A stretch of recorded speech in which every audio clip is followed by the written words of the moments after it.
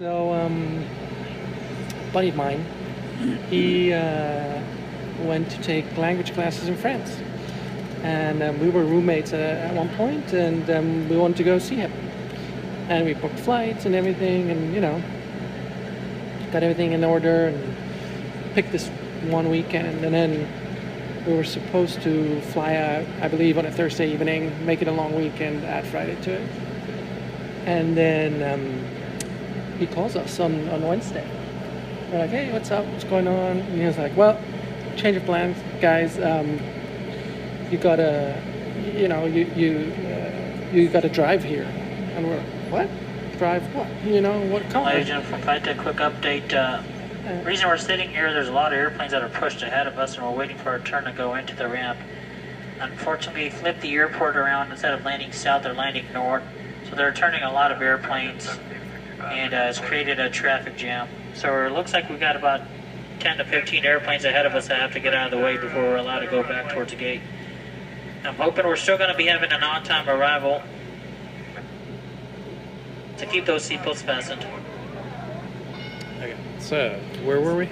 So everything he told you that you had to drive. Yeah, we had to drive, right? And we're like, whose car and why and what, right? And he was like, I've had a lot of time here, and every day I saw this guy driving a very nice old Benz past where I go to school, and I really fell in love with that car. And we're like, oh boy, where's this going?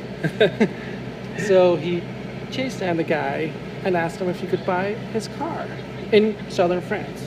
And the guy was like, nah, dude, you can't buy my car. Like, appreciate it, but no.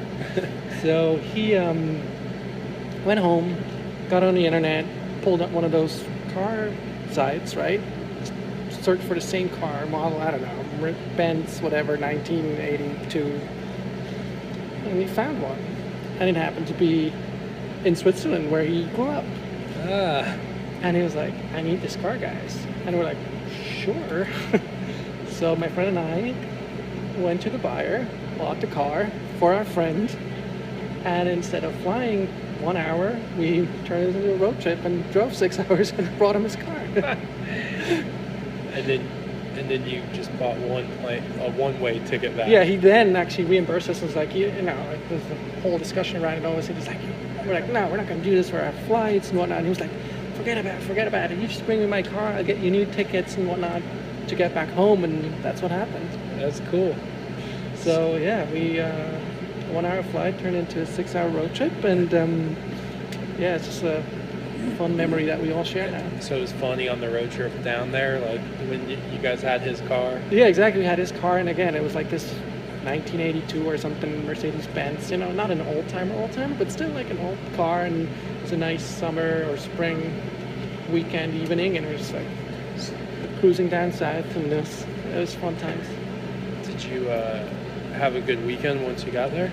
Yeah, of course. We then had the car, right? And I don't know if you've ever been to southern France, but it's gorgeous. It's on the Mediterranean, and we visited a couple of vineyards and other places, and good food and good company, and we had a blast.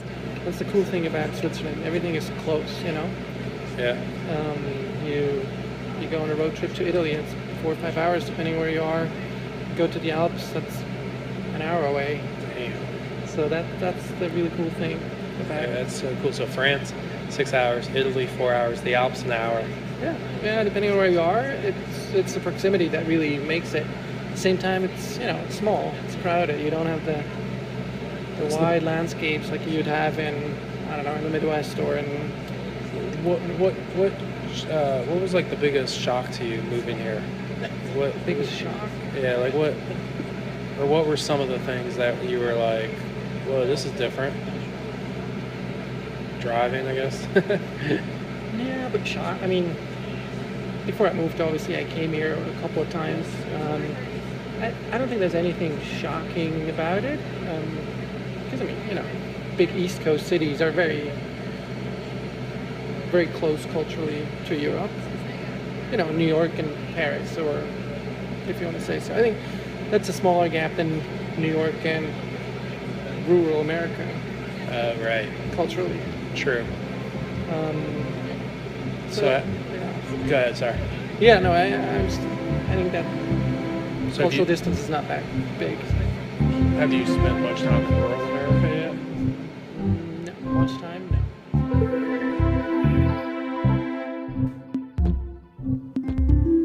Welcome to Student of Life, the game show. That conversation was with Thomas, and we were waiting for our flight to take off from Asheville to Charlotte.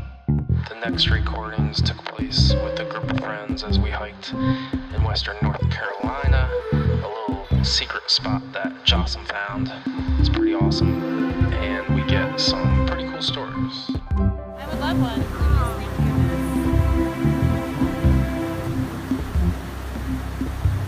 Look at how this is so stringy. Look at that. Look. Thank you so much, Fritz, for the Look. hammock experience. Yeah, It's and for Spanish creating the moss. space, you know. And for creating the space. I knew it had to be. You guys doubted me, but We I did knew. not. We sorry. We told you we needed to have an intervention with you about it. And Tell me about the intervention. we were talking about having a skit about a friend who's just addicted to hammock life, and it starts ruining their relationships with everybody, and they lose their job over it because they just are falling asleep. Like Fred would be the main role in it. Okay. So he gets to work and he's like, I just want to be in a hammock. Yeah, like, and you could have it where he sets it up in a cubicle, like say the person works in a cubicle. Oh, so he does set his up. He's like, I gotta bring it to work. Oh, so now he's sleeping at work. And that's where he wants to get fired? Yeah. It's just so comfortable. It's like on-side training. So is there such thing as hammock life, or is this just something you came up with today? We've been thinking about this for a while. So you guys should create, bumper stickers and a website and have just a picture of just Fritz laying on his hammock. And he's like the mascot of hammock life. Yeah. It's not a bad idea. That is a bad idea. Why you say that, Fritz? Nobody wants to see me in a hammock. Oh man, hammock life? Some guy who had some outstanding warrants supposedly was on the run because he didn't want to get back in jail. So they were chasing him up 276 here in Pisgah. He parked sideways into the road. This is told to me by my classmate who was in law enforcement, and since there was only one cop following him on the road and he ran into the woods, he couldn't go by himself. Like SOP, standard operation procedure, like you can't go by yourself. So the guy was in the woods for a while, and then I don't really know how they caught him. But they closed down that whole road. People couldn't get into Pisgah for about 3 days. What did he look like? What have you found out that he looks like? What I've been told, I still haven't seen a picture, but bald with a big throat tattoo.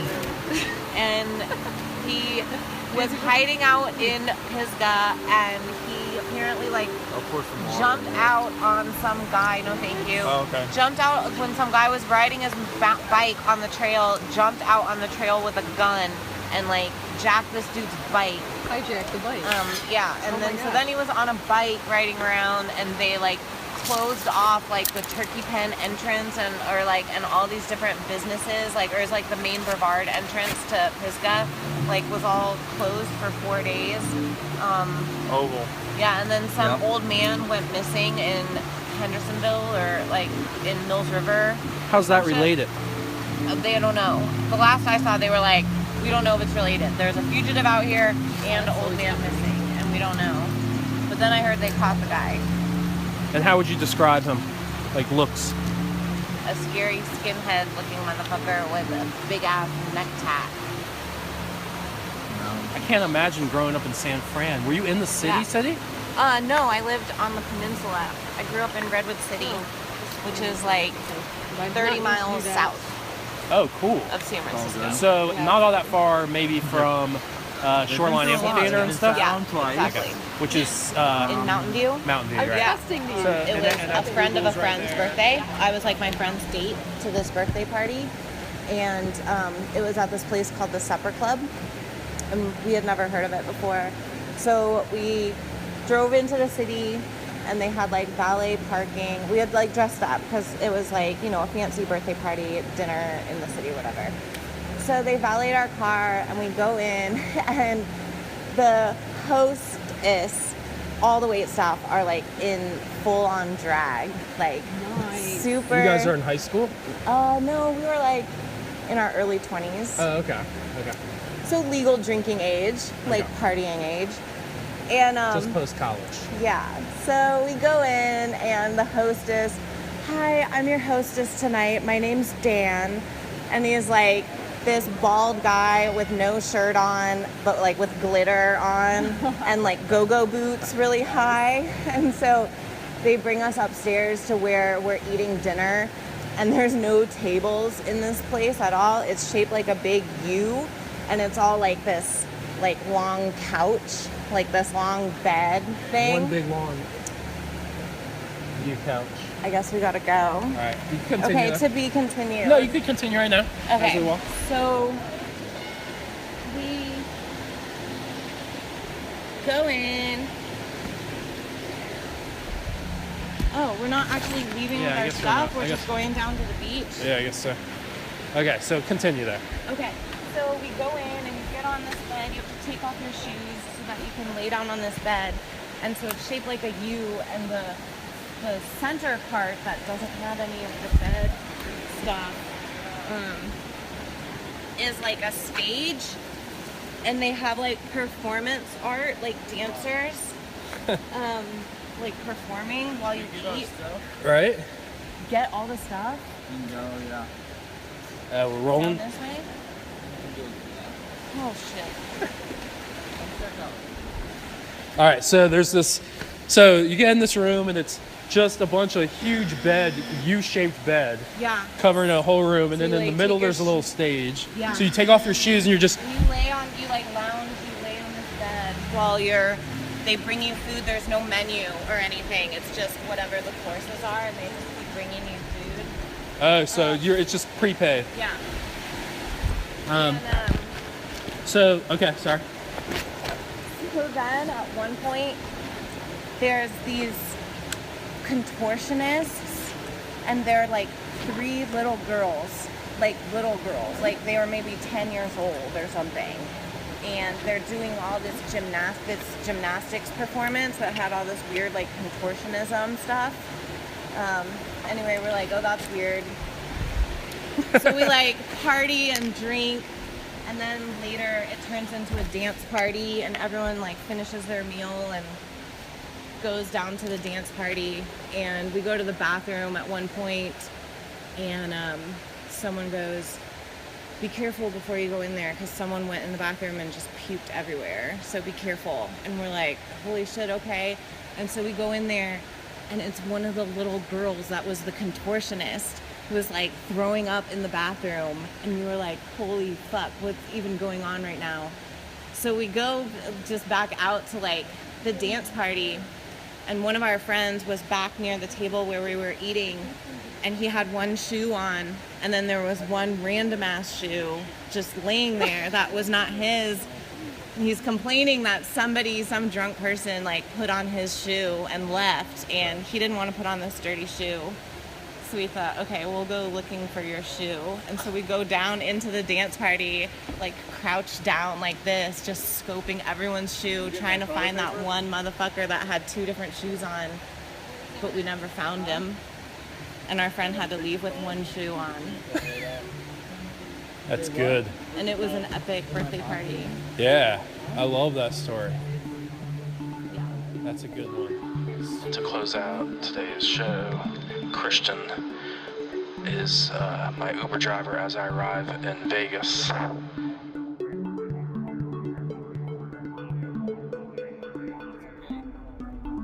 I don't like the weather. The weather here is very crazy hot. Yeah, and it's very dry. You know, usually, for example, I'm from Venezuela. The weather in Venezuela is humid weather like Miami. And I used to live in Miami. The weather there is humid too. You know, it's not dry. Here it's very dry for me. It's very humid I have in to Miami. Miami very humid. But I live all my life in humid weather, so for me, I don't care about the humidity. Is Venezuela just as humid as Miami? No, not like Miami. It's like in between here and Miami. Okay. It's like not too much, but it's not dry like this. Because for example, here, this is very dry for me. I have to use chapstick, I have to use lotion, you know, for my hands. I have to use eye drops because it's very, very dry the weather. So this is my first time living in the desert. Yeah. I was thinking before I come here from Miami, hey, maybe in Vegas I made really crazy rides, you know, because it's Vegas, but not yet.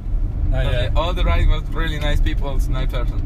In Miami, my most crazy history about Uber in Miami was one time, like, I don't know, like in January or something like this. No, it was in the spring break. I remember, it was like March. Spring break is in March, yeah? Yeah. Yeah, I was in the spring break. I was working Uber and somebody called me, one guy. I don't remember the name. One guy, he called me. And I was there, I picked up the guy, and I was on the way to one club, one place. And he told me on the way, hey, are you mad if I change my clothes? If you do what? On the way. Change clothes? Change the clothes. I say, no, it's okay, you can do it. He was sitting in the back seat. I said, okay, yeah, you can do it. And I listen, he make like this, not like, like when you change your clothes, like, I say, what is this guy doing?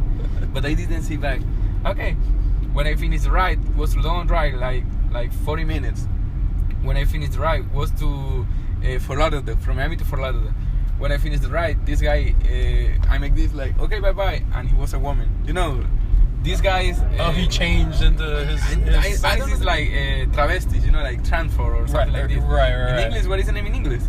Well, there's cross-dressing. Yeah, you know, that is men, but they dress like a woman. Right. Yeah, it was really crazy. I say like, oh, whoa, okay, bye-bye, bro. He's like, bye-bye. That is my most... Did he change his voice too? He changed, yeah. He I'm saying like he was like talking like a man before he changed. He was talking normal. After he changed the way he talked to him? He was talking normal, like, hey, what's up, bro? Are you mad if I change my clothes? I said, no, it's okay, do it. When he left the car, he said like, okay, bye-bye, like this, like.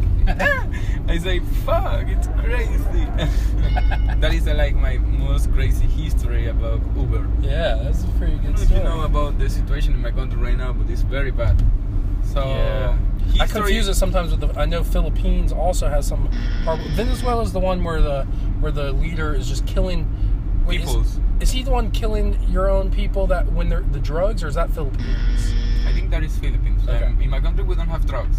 Oh, you're having the oil. He's the one that fixed the election.